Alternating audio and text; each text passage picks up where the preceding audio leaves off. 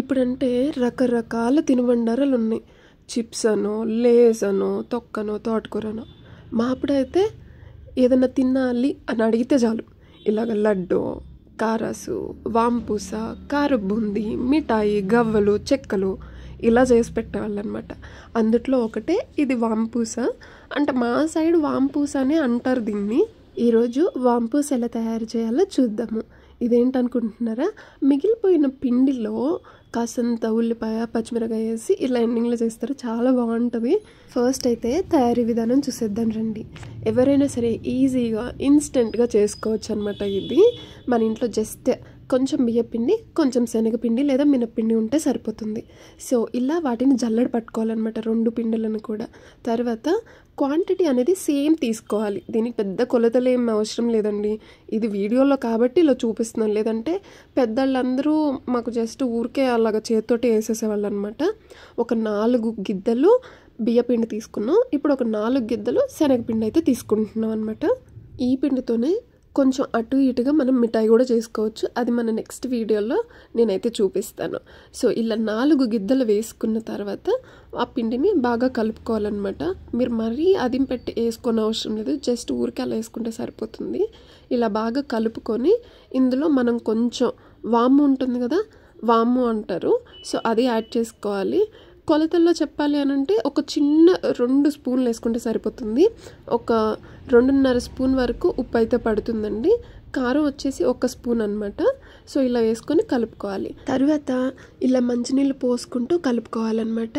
వీడియోలో చూపించిన విధంగా సరిపోతుందండి. జావగా అవ్వకుండా చూసుకుంటే చాలు. కొంచెం కొంచెం నీళ్ళు పోసుకుంటే సరిపోతుందన్నమాట. ఇలా మూత పెట్టుకొని పక్కన పెట్టుకోవాలన్నమాట. ఈలోపు మనం స్టవ్ ముట్టించుకొని ఆయిల్ వేసుకొని అది వేడెక్కేదాకా అది మూత పెట్టుకుంటే ఎండిపోకుండా ఉంటుంది. నేను 1 లీటర్ ప్యాకెట్ ఉంటుంది కదా, అది మొత్తం యూజ్ చేశాను. సో ఇది కాగిన తర్వాత అది బాగా కాగిందా లేదా, ఎక్కువ కాగిపోయిందని మనం చూసుకోవడానికి ఇలా కొంచెం ఒక పీస్ అయితే వేస్తే సరిపోతుంది. నూనె చెక్ చేసుకున్నాం కదా, వేడిగా అయింది. ఇప్పుడు వాంపూస గిద్దల్లో కొంచెం పై వరకు ఆ పిండిని అయితే పెట్టుకోవాలన్నమాట. ఇవి 2 ఉంటాయి. సో ఒకటి పైన ఒకటి కింద ఉంటుంది. పైనుండి మనం ప్రెస్ చేయాలి, కింద నుండి ఆ పిండి అనేది వస్తుందన్నమాట. ఇప్పుడైతే ఒకసారి నేను మీకు క్లియర్గా చూపిస్తాను. సో ఇలా చుట్టలాగా వేసుకోవాలి. ఇది మంచి పిండి కాబట్టి మీకు ఏంటంటే బొనుకుగా వస్తుంది అనమాట. మినప్పిండి అనుకోండి ఇంకా బాగా ఉబ్బిపోతుంది. మనం ఎలాంటి సోడా ఉప్పు అయితే వేయలేదు. జస్ట్ ఒక ½ అన్ అవర్లో ఇది అయితే అయిపోతుందండి. బయట అయితే సోడా ఉప్పు ఇవన్నీ కూడా వేస్తారు. ఇప్పుడే మనం చాలా జాగ్రత్తగా ఉండాలి. ఇది ఏంది కాగలేదు అన్నట్టుంది కదా, లేదండి, అది మీరు బయటకు తీసిన తర్వాత మీకు ఎర్రగా అయిపోతుందన్నమాట. సో ముందే తీసేసుకోవాలి. తీసేసుకుంటే ఏంటంటే మాడకుండా ఉంటుంది. జస్ట్ కొంచెం ఎక్కువసేపు ఉంచినా సరే, ఒక 10 సెకండ్స్ ఎక్కువ ఉంచినా సరే మీకైతే మాడిపోతుంది.